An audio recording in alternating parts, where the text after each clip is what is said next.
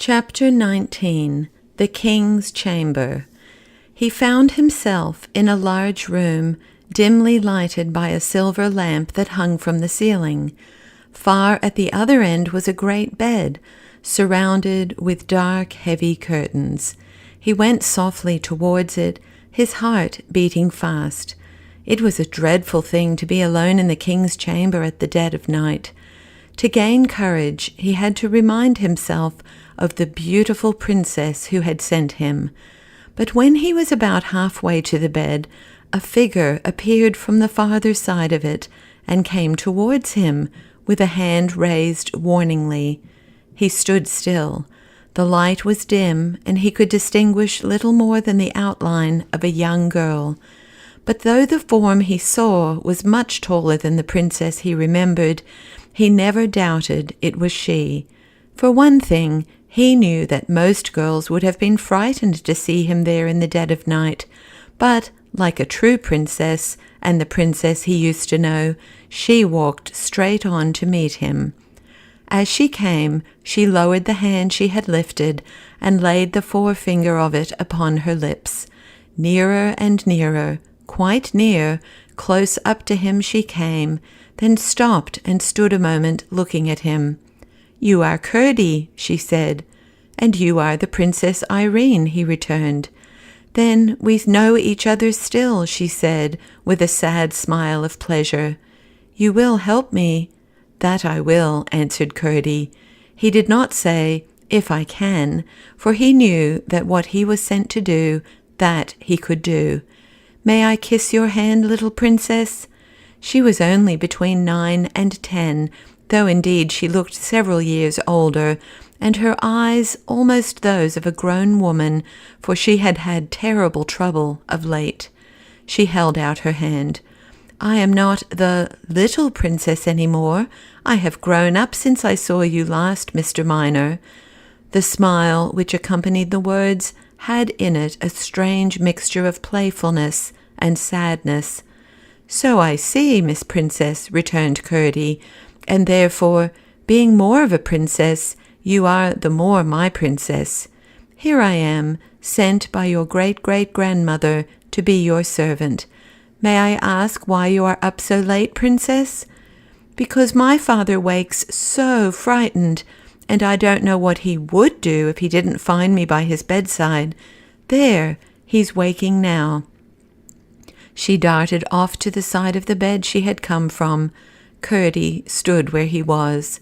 A voice altogether unlike what he remembered of the mighty, noble king on his white horse came from the bed, thin, feeble, hollow, and husky, and in tone like that of a petulant child. "I will not! I will not! I am a king, and I will be a king. I hate you and despise you, and you shall not torture me." "Never mind them, father dear," said the princess. "I am here, and they shan't touch you. They dare not, you know, so long as you defy them." "They want my crown, darling, and I can't give them my crown, can I? For what is a king without his crown?" "They shall never have your crown, my king," said Irene. "Here it is, all safe, you see. I am watching it for you." Curdie drew near the bed on the other side.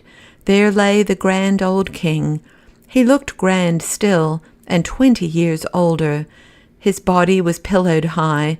His beard descended long and white over the crimson coverlid, and his crown, its diamonds and emeralds gleaming in the twilight of the curtains, lay in front of him. His long, thin old hands folded round the rigole, and the ends of his beard straying among the lovely stones.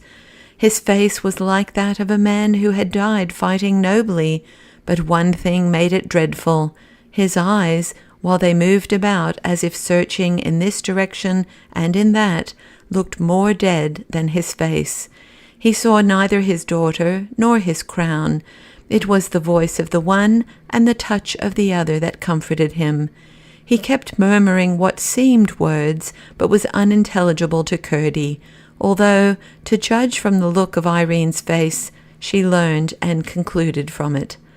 By degrees his voice sank away, and the murmuring ceased, although still his lips moved, Thus lay the old king on his bed, slumbering with his crown between his hands.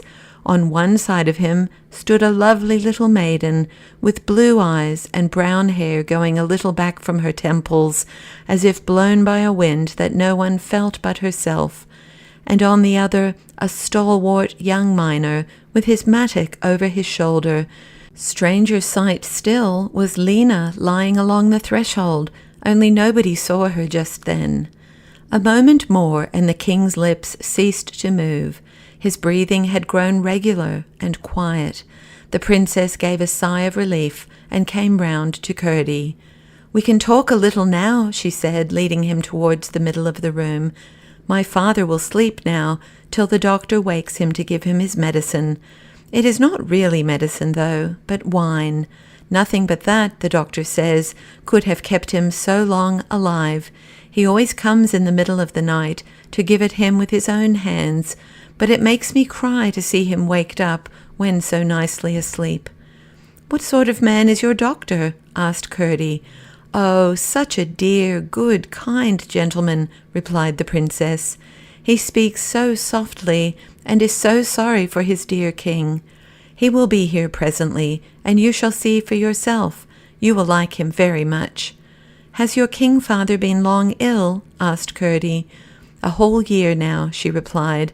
"Did you not know? That's how your mother never got the red petticoat my father promised her. The Lord Chancellor told me that not only Gwynterstorm, but the whole land was mourning over the illness of the good man." Now, Curdie himself had not heard a word of His Majesty's illness, and had no ground for believing that a single soul in any place he had visited on his journey had heard of it. Moreover, although mention had been made of His Majesty again and again in his hearing since he came to Gwynterstorm, never once had he heard an allusion to the state of his health, and now it dawned upon him also that he had never heard the least expression of love to him. But just for the time he thought it better to say nothing on either point. "Does the king wander like this every night?" he asked. "Every night," answered Irene, shaking her head mournfully. "That is why I never go to bed at night. He is better during the day, a little, and then I sleep, in the dressing-room there, to be with him in a moment if he should call me. It is so sad he should have only me, and not my mamma. A princess is nothing to a queen." "I wish he would like me," said Curdie, "for then I might watch by him at night, and let you go to bed, princess." "Don't you know, then?" returned Irene in wonder. "How was it you came? Ah, you said my grandmother sent you, but I thought you knew that he wanted you."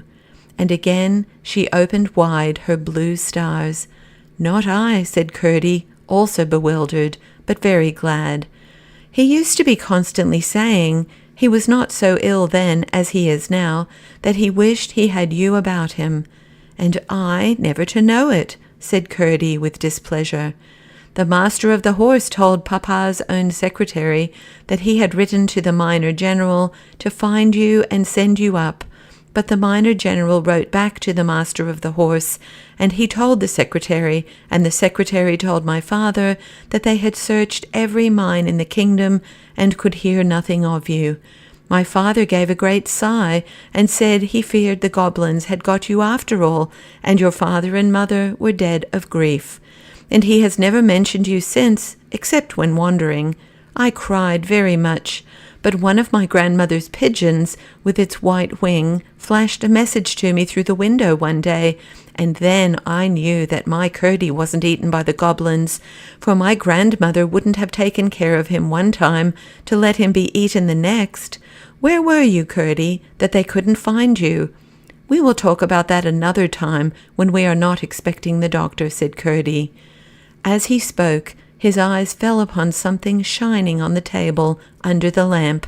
His heart gave a great throb, and he went nearer. Yes, there could be no doubt.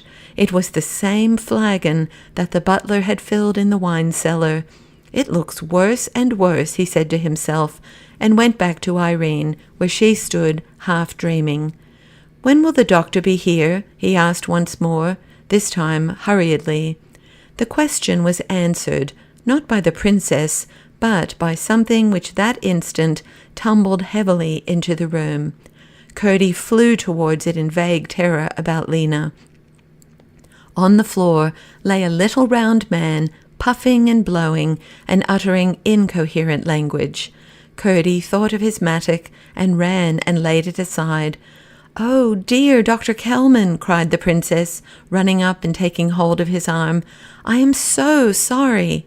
She pulled and pulled, but might almost as well have tried to set up a cannonball. "I hope you have not hurt yourself." "Not at all, not at all," said the doctor, trying to smile and to rise both at once, but finding it impossible to do either. "If he slept on the floor, he would be late for breakfast," said Curdie to himself, and held out his hand to help him. But when he took hold of it, Curdie very nearly let him fall again, for what he held was not even a foot. It was the belly of a creeping thing. He managed, however, to hold both his peace and his grasp, and pulled the doctor roughly on his legs, such as they were. "Your Royal Highness has rather a thick mat at the door," said the doctor, patting his palms together. "I hope my awkwardness may not have startled His Majesty." While he talked, Curdie went to the door. Lena was not there. The doctor approached the bed. "And how has my beloved king slept tonight?" he asked. "No better," answered Irene with a mournful shake of her head. "Ah, that is very well," returned the doctor, his fall seeming to have muddled either his words or his meaning. "We must give him his wine, and then he will be better still." Curdie darted at the flagon and lifted it high, as if he had expected to find it full, but had found it empty. "That stupid butler! I heard them say he was drunk," he cried in a loud whisper, and was gliding from the room. "Come here with that flagon, you! Page!" cried the doctor.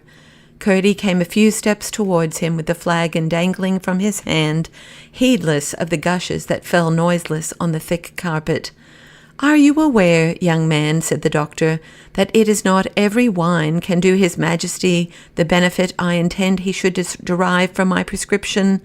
"Quite aware, sir," answered Curdie. "The wine for His Majesty's use is in the third cask from the corner." "Fly, then," said the doctor, looking satisfied. Curdie stopped outside the curtain and blew an audible breath. No more. Up came Lena, noiseless as a shadow. He showed her the flagon. "The cellar, Lena. Go," he said. She galloped away on her soft feet, and Curdie had indeed to fly to keep up with her. Not once did she make even a dubious turn.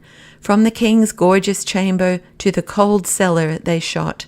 Curdie dashed the wine down the back stair, rinsed the flagon out as he had seen the butler do, filled it from the cask of which he had seen the butler drink, and hastened with it up again to the king's room. The little doctor took it, poured out a full glass, smelt but did not taste it, and set it down.